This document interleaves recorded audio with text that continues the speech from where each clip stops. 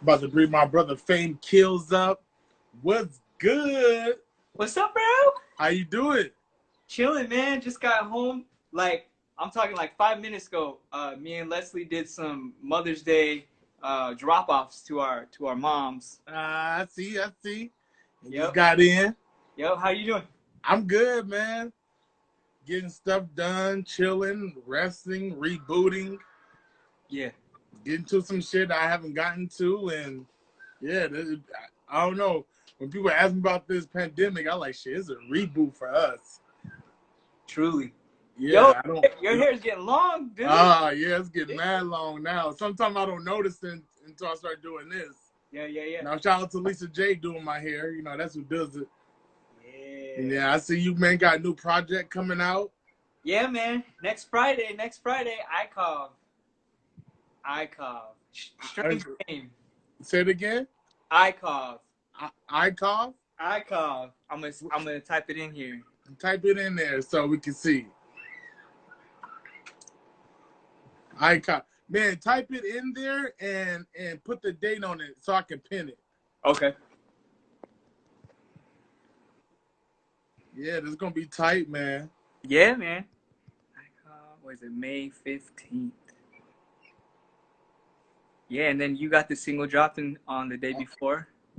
No, I think it's the day before on the 14th. Yeah. There it is right there. Ooh, all right, let me pin that so people can see that.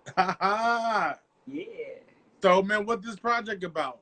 Man, so this project is, to me, it's like a closing chapter of old fame and a new chapter at the same time, in terms of, like, I feel like I spent a lot of time talking about, like, being lonely and looking for love and, like, just in the wrong situations sometimes. Yeah, I feel it. But you was going through it, so I Right. think you're that type of artist where, and I think we're this type of artist. When we're going through it, that's what you're getting. Yeah.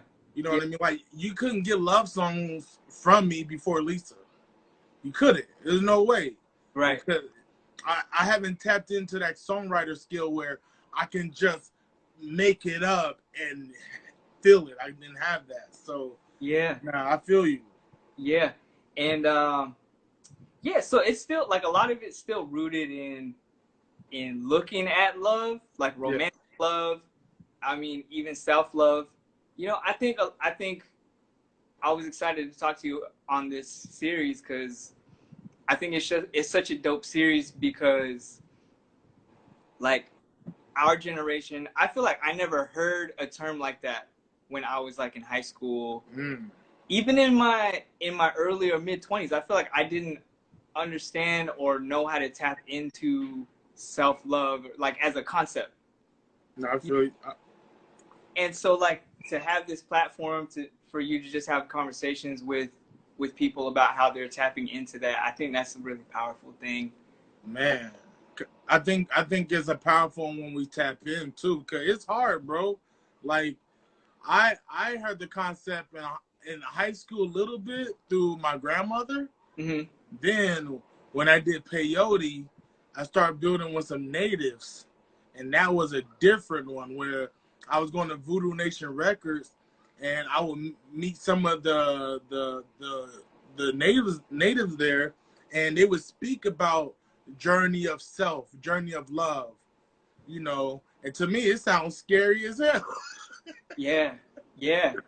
No, it does. Yeah, like knowing yourself, being vulnerable, being open, Yeah. heart on my sleeve. I like, whoa, y'all going way far. Like the Right. fuck? Yeah. And, like, I feel like even now, like, being on that journey, like, it's still a scary journey sometimes. Yeah. Cause sometimes I feel like, okay, I got it, I love myself, but then the next day something will happen that flips those old habits of mine. Just even if it's just for the Yeah, slightest. yeah. I still get that too, bro. I think I realize this is a lifestyle. This is a forever journey now. where I thought when I was get it, everything's gonna be A-okay. It's really to be there when you need it too. Yeah. Like it's that friend that you always when I got it, I didn't feel lonely. Cause there was a time I used to feel lonely. Like even when my grandmother was there. Even in me and Lisa's beginning relationship, because I didn't know how to be in a relationship. I didn't understand it. Even going through with my family, I would feel that ultimate loneliness. Like no one understands me. No one gets me at all. Yeah, man. So let me ask you, we're gonna start off with this. Usually I ask the what's 5 things you love about yourself. We're gonna go into that after this question. Okay. Where was it introduced to you, self-love? Was it in the home or outside the home? See, this is the thing. Like, I feel like I have nothing to complain about as far as like my family making me feel loved for the most part. Yeah. I mean, I feel you on that. Right? So I understood like what it felt like to be loved by others, but that can be kind of problematic when you don't understand that like you need to love yourself. Yeah. You need a relationship with yourself. Like we can't rely on the love from, even if it is genuine love from those that we care about, like those people, like they're not gonna, like in this mortal life, who knows what happens after, but they might always be there to support us with that love. Yes. And so we do need to learn that. So I think for me, I really didn't tap into self-love until my late 20s, until I started going to therapy. Like that's when I really heard that concept coming out more, and like thinking of it as a concept, thinking of it as, like you said, like a lifestyle, as a tool. Yes. That's the thing that I feel like, I mean, I don't want to generalize, but a lot of men, a lot of men of color, like we don't have those tools. No, we don't. It wasn't provided for us like that. It wasn't minority men. No, and if you did do it, you're weird, or you're gay, or everything's into questioning of your masculinity. Like everything gets questioned. So it's like even to present it to your family in that way, it was like, is something wrong with you? Are you all right? Right. Are you going crazy? Yeah, I get it, bro. Then you just be quiet. You don't even, I get you on that one. Yep. So that was when, once I learned that it's a tool, that's when I was like, okay, like now I have this arsenal of tools to navigate life. Like I don't have to react in this one way. Like my first resort doesn't have to be get angry, which I mean, I still deal with like impatience. I still deal with like talking like a jerk sometimes to my family and the people I love. Like, don't get me wrong, you know what I mean? Like we said, like this is that forever. If I just tapped in my late 20s, like that means I've been living 2 decades plus in this other way. Yeah. You know? And you just now Yeah. Okay, go ahead. No. That's all. Like once I started going to therapy, like I think my first therapy session, I was like 27 or 28, and like it was. I feel fortunate because, that's another thing too. Access to therapy, like that's hard to come by too, because you got to have insurance, and then even with insurance, it gets complicated. And so when I got my first like full-time gig outside of grad school, when I was living out in LA for a little bit, and I had insurance, like I was like, oh dang, I could go to therapy. I think I'm gonna try it. And then coming back to the IE, I figured out, like once I had a taste of it, I knew that's the route that I wanted to take. I understand therapy is not for everybody. You know what I mean? Like there's other ways to get to that self-love. But for me, like being able to talk to somebody that doesn't really have in it like an emotional investment in my life. I don't know why. For some, like, I don't know. I think it might have to do with that vulnerability, right? Like being vulnerable with this is a little easier. Like even right now, like we've known each other for 10 years plus, and like I feel comfortable talking about this with you, but also it feels a little like like, you know what I mean? Yeah, no, bro, I did therapy at the age of 9, right? And can I ask, did you like an adult ask you like, would you like to go to therapy, or did you have to do it? you know what it was? It was my social worker at the time. Mm-hmm. She said, "You have a lot of angry built up." I like, I remember, like, she said, "Would you like to talk to someone?" I said, "About what?" She like, "About everything you're going through." And I was like, "Yeah." She like, they would just listen and just help you guide. And I didn't have that in my family. Like, no one would listen to me about what's going on. Like, you don't understand that grandpa died, mama in jail, daddy's deported.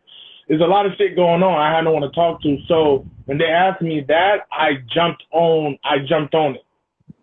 I immediately grabbed to it, and since 9, it been one of those things in the back of my head to like keep like trying to love yourself, even where I feel like I was getting buried alive at the time. Because even when at 9, it got worse. Life got worse for me after that. But those therapy sessions helped me be alive right now, bro. It kept me out of jail. It kept me out of a lot of bullshit that could have destroyed my life. And I think that's why in Black Cloud people were like, "No, you're so calm sometimes." Like, man, because therapy helped me find ways. Like, she like, it's okay to. I was just talking to Raven. I had a corner where I broke shit, bro. Like, I broke shit. That was my thing. Like, I have to physically break something to let this shit out. I have to have that destruction for myself, that chaos for myself, and I would do that shit, and it would release everything for me. You know what I mean? Because I have these anger issues, I have this, and it went from destroying to breathing to talking to rapping. That was the step. Rapping was like, oh, this is better than breaking shit. Yeah, this is the best. So I think therapy. My family thought I was crazy. I remember when I came out here, they wanted me to go see a psychiatrist at Patton. I did. Psychiatrist said I was cool. They like, they didn't understand me at that time. You know what I mean? They thought I was just, it's like speaking about self-love, speaking about energy in a Christian household. Yeah. Well, talking about all that in a Christian household, man, Granny putting oil on my forehead and the bottom of my feet. Yup. Like, even when I try to have conversations with my parents now about therapy, like, I mean, they're more open to it, but they'll always throw in, like, you just got to pray about it. And no disrespect to faith in a higher power. I have a faith in a higher power, but I feel like the higher power, whatever that may be, has allowed these beautiful people called therapists to exist and to provide us with tools to get to the core of where we need to get. I really believe that. And I believe that too. They're here for a reason, bro. Like, some people can't do it. And we need that help, you know what I mean? So from like you being loved in your family, self-love not really being talked about, and you getting it in your late 20s now, like, do you feel like something was really left out of your life, or you feel like you found it right on time? I think I am. When it comes down to it, I'm pretty fatalistic. Like, I believe in timing and all of that. Like, I'm not just gonna sit there and wait for things to happen for me. You. You know what I mean? But I also believe in that whole kismet thing. Like, if it's meant to be, it's meant to be. And I believe that. And no disrespect to, Yeah. I think I am. I'm a pretty fatalistic. Like, I believe in timing and all of that. But this divine timing thing. So I believe that it happened for me when it was meant to. I think so too, because we got some lit ass music out of it. Like you know when people like this is when people like fans will look at an artist and be like, I love that version of that person. You know what I mean? Yeah. To me, that's a compliment, because that means that person was able to evolve to people that have favorite versions of them. Yeah. You know, because at that time, you might feel like 808's Heartbreak Kanye. And you might right now feel like, I don't give a shit, Kanye. I'm doing what makes me feel good. Or, you know, it's, I don't know. I love that sometimes where people have their favorite version of a person. I look at that person like, damn, you evolve. You can evolve. Yeah. You know, everything from lifestyle to musically to business to, you know, personal, you know, and like to see you do that too, where it elevates, you know, you're not just Faimkills, you're not Adam Martinez, the educator, you're a professor, you're a husband, you're all these different, you was in a band, you know, you do poetry, you do shit, we was in a play together, like, you know what I mean? It's all these different versions, and it's, like I said, I think it is fate that you learn it right now, because shit, man, you've been on fire. You've been on fire. I see it, man. I always like, yeah, same shit. But there you go. It fucking clicked. I use you an example, bro. I use you an example when I meet artists that want to be an educator. Yeah. Like, I love that. That's what I want, man. That's what I want. Like, and sometimes it feels like there's where the tool, the self-love has come in. Because sometimes that divide still feels real to me. And like, but yeah, I want to be that example. You are that example, because you don't hide the both worlds. You know what I mean? Like, you're a professor and you're an artist. So when I meet kids that are like, yo, they want to be an educator and they want to be an artist, and I go, look at this guy right here from San Bernardino. Look, just pay attention, and it's a way you can be yourselves in both of these fields. You know what I mean? It just, you figure out the intention. You start figuring, you know, so is intention. Yes. So is intention, man. But let's get to the 5 things you love about yourself, and one of them you got to elaborate on. Okay. So let's see. I feel like jumping off of that whole thing, like existing in these two spaces, is I love my versatility. I think we kind of already talked about it. I love that I can exist as a MC and a member of the hip hop community, and I can be a member of the educator community, but like make those meet. And for many years, I try to compartmentalize those things. Not that it was fear. It wasn't like I was ashamed of this or ashamed of that. I was afraid that I wasn't going to be accepted for doing this here, and I wasn't accepted for doing this here. But then when I started doing it, beautiful things started happening. You know? Yeah, man. And it's that intention too. Like my therapist, she talks about like launching from a place of true self. Like as long as you are, whatever you're doing, as long as that starting point is from your true self and you're being honest with who you are and what your intention is, like that's all you can do. And the rest is going to play as it may. But at the end of the day, you launch from the right space. Yes. Right? Fuck yeah. So I feel like I've been more intentional in being intentional, if that makes sense. No, that makes a lot of sense. It's like one thing to know about trying to be intentional. Yeah. Another thing to actually put it into practice. To act on it. To really put it in action on. Yeah, no, I feel you. Man, so one is versatility. All right. Empathy. Oh man, big one. I love having empathy, man. And especially right now. It's hard, man, because just everything we're seeing on social media about this coronavirus stuff and how politicized it's getting, and like even my students, a hard time with this, like I feel for them. Man, do you ever? I have you ever overdosed on empathy? Yes, I was just talking about this earlier, man, because when I called my mom this afternoon, she sounded kind of down.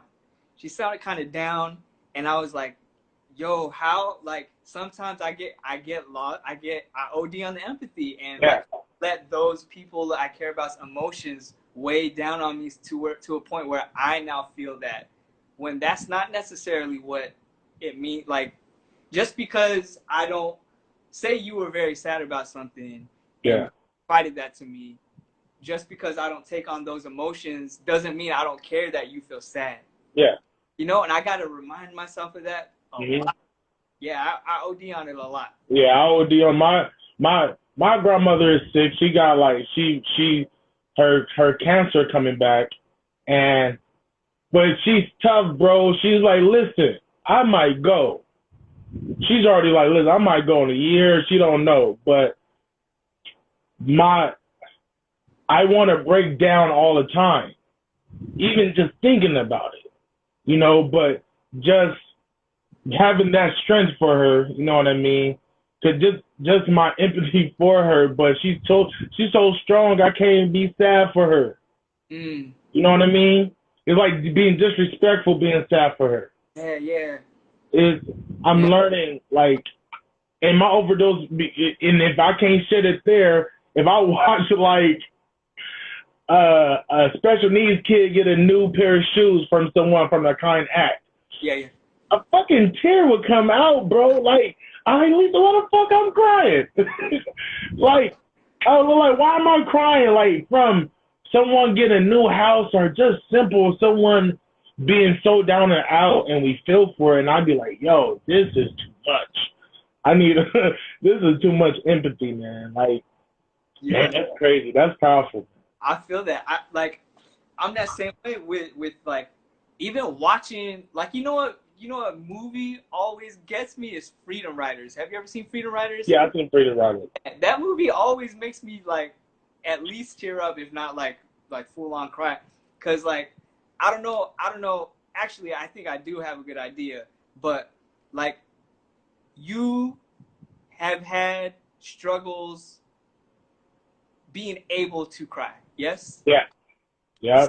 Bro, same. Like, that is something that, like, I don't know. I grew up in, and we've talked about this, like, one-on-one in the past. Like, I grew up in, like, a domestically violent household and everything like that. And so I learned to, like, suppress a lot. Mm-hmm. I learned to not cry and just be stoic about it and just be like, this is life. This is what it is. And, like, that definitely lasted well into, even now I have a hard time crying. But things like watching Freedom Riders and, like, things that I'm not connected to can cry. And so those little things let me know, like, I'm not like some robot or something. Like, it's I feel you. I'm working on, you know? But I definitely, I like to empathize with, like, fictional stuff sometimes. And I think that's why I'm so drawn to, like, literature in English. And I feel like I'm doing self-analysis right now. I think Hey, let's do it. that's what this is for. Yeah, that's what's up. Yeah, man. I think I learned some of my empathy from going to school and, like, just reading a bunch of literature, different perspectives, women perspectives. Okay. Getting, like, I've been fortunate enough to teach, like, Latino lit now, and I didn't feel like I'm, like, Latino enough, even though that's my background, right? But, like, I've always been very, Americanized, and so, like, reading Latina lit, really, like, by women and stuff like that, like, I've learned so much about what it means to be, like, a Hispanic woman or a Chicana or a Puerto Rican woman, and obviously reading it and experiencing that life, those are two different things. I'm not Yeah. sure. But, I feel you. I feel you. Like, it's opened up my heart more to empathize. Yeah, I feel you. And I think us that in the beginning stages we don't cry. Shit, I barely cry. I didn't cry at my grandfather's funeral because my cousins were teasing me. That's how traumatized I was of crying. That I had to sneak a cry in at my grandfather's funeral, bro. Then my other grandfather saw me and showed me. He said, "Nigga, stop crying." Like, you know what I mean? Like, it was hard to be vulnerable then. And if I'm around my grandmother a lot, they're like, "Oh, you just run to your grandmother." And I'm like, "Nah, man. I need to open up because if I keep pushing everything down, someone's gonna get hurt." Mm. You know what I mean? Something's gonna get hurt. Someone's gonna get hurt. Pain, all of that is like inevitable that's gonna happen. Now I feel you, man. So versatility, then empathy. Empathy, and All right. I think we're kind of tapping into, because we talked about like trauma a little bit, resilience. Yeah. That I feel like even with more like stuff that's not so, I don't want to say life or death, but like even with like still being able to say I still make music. Yeah. All this time, even if I'm the only one listening to it, like to still be making music, that's resilience to me. To still be in the IE but thrive instead of being like lost in some kind of system that people from the outside say. Yeah. PC, let's be real, like Dino is not the greatest, like socioeconomically. Yeah. But you can thrive. Yeah, you can thrive if you want it. If you want it, exactly. If you want it. I get it. You know, I think for a long time I felt a certain way about people like leaving the IE to go pursue other things, but not everyone needs to stay to make it better. If that's your intention, then yes, like we need those people. We don't need the people that don't want that here. Yeah. You know? And so resilience, and I think that comes like straight from being from here. Yeah. I think that's a piece of it. Open-mindedness is another one. All right. Like I don't ever want to be like, I want to be kind to the most diehard Trump supporter. That's way easier said than done. Ooh.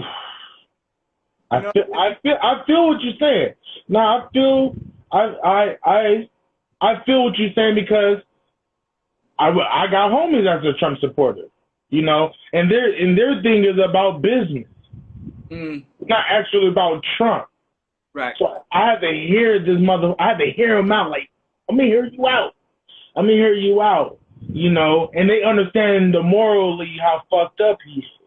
You know what I mean? And it's like, what to do? Like, you know, do I dismiss this person because they're thinking about their business and themselves and their family and their legacy? Do I just dismiss that? You know what I mean? Do I just be like, okay, we're not friends because this is like, I have to think twice about you? Yep. Of course. Yep. That's like not to be naive, but I can't just. Now I feel what you're saying, bro. That's a hard. Woo. I might say that. That might be way too big. Hey, but nah, that's real. That's real. If they yell at you, would you yell back? Or if they want to talk to you, would you talk to them? Right. See, you know? And I don't know. I just keep a low profile. You know, I'm a low profile person for the most part. So I usually don't even engage either way. You know what I mean? And I don't know, man.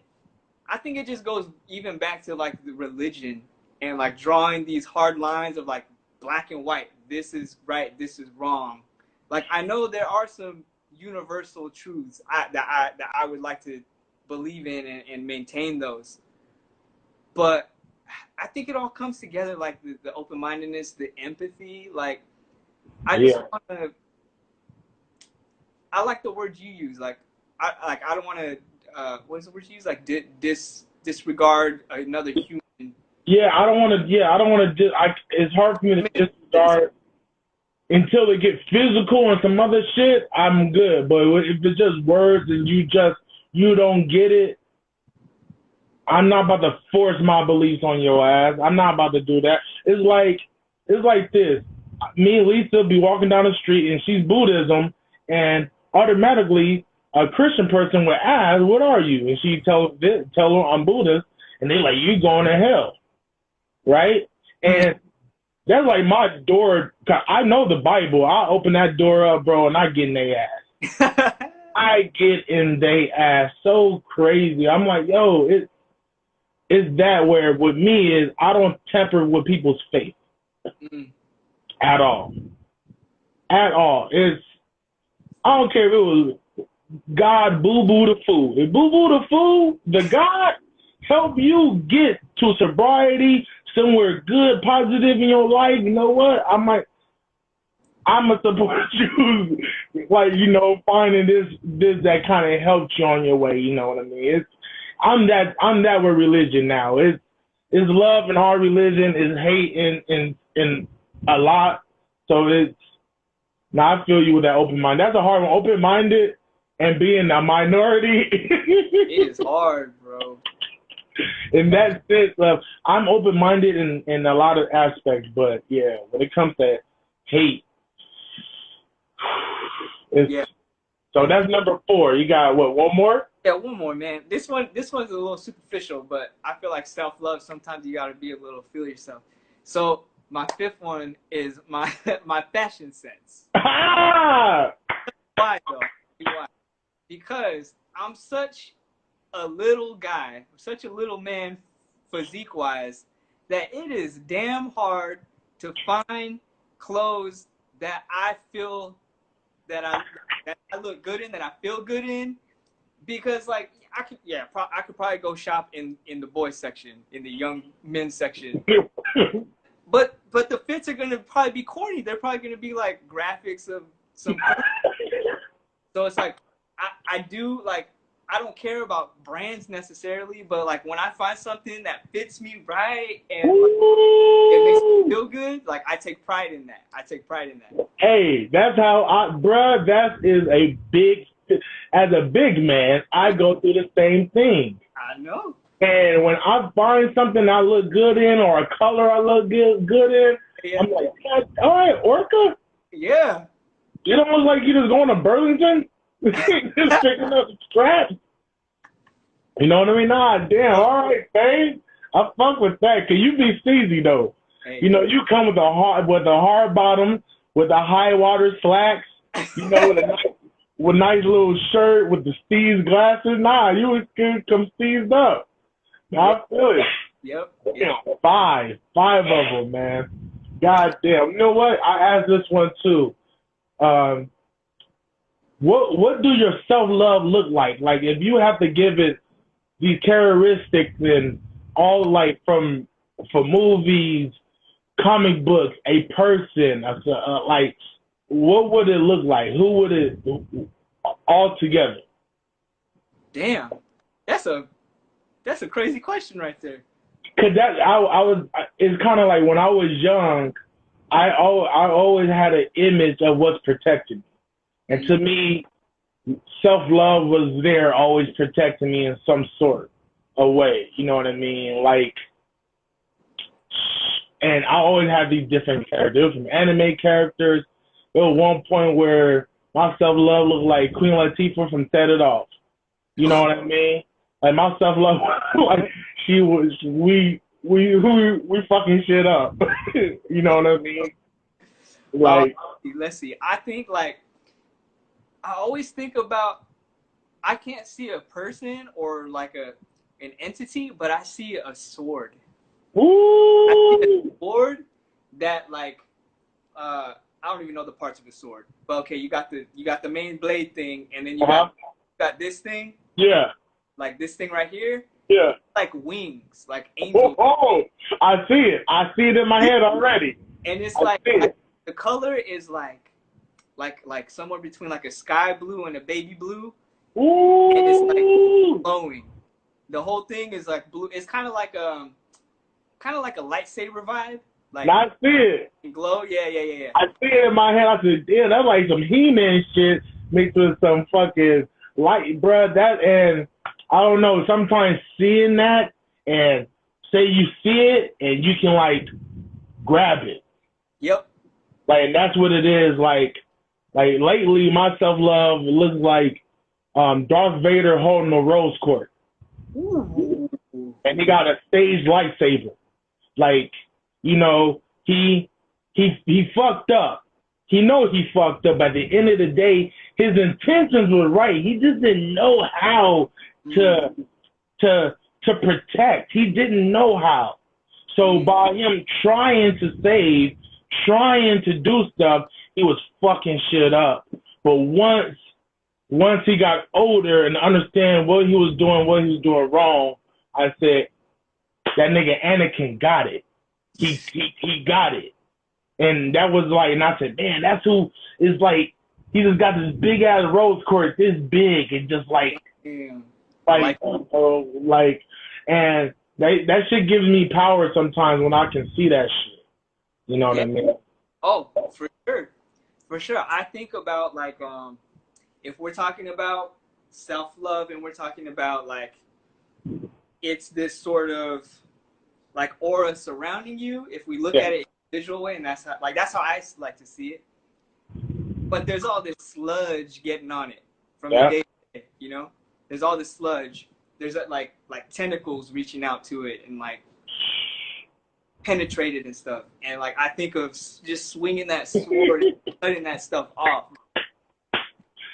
The fuck I'm talking about, man. I think that's why anime kind of saved me in a sense, because anime, I always taught self-love. Yeah. Anime always taught you self-love, always taught you can do it. And this can help you do it, or find a way to do it, or believe in yourself. Anime was all about overcoming, and I watch one now called Black Clover, and it's about a kid with no magic that want to be the greatest magician in the world. Ooh. Is that on? What is that on? Is that on Netflix? It's on Hulu. It's on Hulu right now. So, and his determination is so like his ambition and his belief in self manifested some magic in a sword. It's a sword. All his magic is in this sword he got. So he don't have magic, but he physically got strong enough to wield this sword of magic. And this sword of magic nullify magic. What? I gotta check this out. Yeah, and the thing is, he got the sixth clover. And the sixth clover is supposed to be Lucifer's clover, right? But you got to look at it. It said Lucifer before he became who he was. So it's Lucifer as the angel. If people forget, it's Lucifer as an angel and not the dark angel. So it's Lucy before that other story begins. So everyone thinks it's this real dark energy, but it's really to counter other dark energies and nullify it. So I was like, dang, bro, it's like one of my favorites right now, man. Yeah, I'm gonna check that out. So when you said that, I said, yo, this Black Clover, man. You be like, what, bro? He pulled his big ass sword out. He got no magic, but all his strength, all his determination, his resilience, his empathy, everything that he built up for that moment, he can wield that sword. No one else can. No one else can. You know what I mean? Yeah. That's his. No one else can wield that sword but him. And Fame, that's what you did. You created a sword that only you can wield, my G. Only you can touch it. It's for you and your family, you know, and damn. It's real. I'm glad to see this. Man, we've been knowing each other since high school, man. Man. Yeah. Just live, man. And end of the day, self-love is only for you, like only for everybody. Like whatever you find to manifest that, that's yours. It's true. Golly, man. Listen, this is about to be over. We got a couple minutes left. Tell me, promote yourself. what's coming out, what's new, and everyone follow my bro. Yeah. Yeah. So, Faimkills got an album dropping next Friday called Icon. It's the pin comment right there. We'll talk about why it's called Icon. I'm probably gonna do a listening party on IG Live. I still got a couple of IG Live preview. I think I got 2 more previews for 2 more songs. I've been doing every other day premiering a song. So if you're in here and you've been coming through, thanks for coming through. Keep coming through. I got one tomorrow, and then one on Wednesday, and then the album drops on Friday. Follow me on here, man. Follow me on here. If you got any friends, family that are pursuing their education, their higher education, or they're thinking about doing it, my Chafee's not closed. We're teaching online. I'm gonna be right teaching from the laptop. So tell them to come to Professor Martinez. I teach English. What else, man? We're planning the wedding. Leslie and I planning the wedding. Ooh. Lots of beautiful Get up things. before who's hungry? What's up? Get up before who's hungry? Who's hungry? No, It's Halloween wedding, bro. That would be perfect. Nah, shit, I'm not even gonna perform at our wedding like that, man. I think Dirty Birdie asked the DJ at our wedding. What else? One more thing. Got a poetry book getting published. Let's go. Stay tuned for that. I'm not sure when that's coming out, but I signed on the dotted line for that. Let's go. Now, and just I mean, this quarantine, yeah, it's been a little scary. It's been rough being inside sometimes. It's been rough not being able to hug the people we love. But me personally, I've been figuring out ways to thrive. Like, yeah, like I've been able to write music more in these last couple, what has it been? Has it been like 2 months now? A month and a half? 2 months. 2 months? Yeah. In that, so I got more music coming out. Just follow me to stay tuned. Follow me for the journey. Man, thank you, bro. Thank you. I appreciate you. I appreciate you, man. It was dope. Can't wait to hear a new album. Yeah. I love it. I feel like you on fire right now today, man. Like, there's a lot of us that's like, even from Black Cloud. Even I look at Art, and I look at Curtis. I see Gato growing out his hair and doing everything he wants to do. Yeah. And he owns his own business. Yeah. So it's like, I don't know, we found it. I think a lot of us found what we was looking for. You know what I mean? And this is now another, you being a professor and you being an artist now and being okay with that, this is definitely a new chapter. This is like a brand new, like, me and Lisa always talk about it. When he gets that, boom. Because now I have a manager that's into a lot of literature, writing books, getting all of that. Now, like, boom. I can just, like, you need this type of person, here go Faimkills. Mm-hmm. You know what I mean? Like, it's perfect for our community, so we need this representative. We need someone where they see an educator and an artist. You know what I mean? You don't have to pick. You just know that it's going to be balanced and it's not going to be easy. Mm-hmm.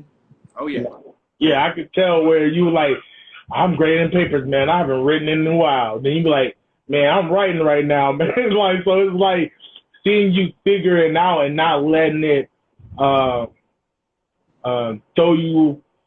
To me, like, it didn't throw you off course. I think it just you just widen your lane out. You widen it more. You know what I mean? You got your own freeway right now. You got your diamond lane. You got all your different lanes. I think you just widen your own highway to have more lanes and to get where you're going, man. Yeah, true. Man, I'm proud of you, bro. Thank you, man. Thank you for everyone tuning in. This has been 5 on Love with the Orca Man, Noah James. I'll be back next week with my homie Stone Dart and Yoshi Vintage. Appreciate you, bro. Have a good one. You too, man. Love you, bro. Love you too. All right. Peace.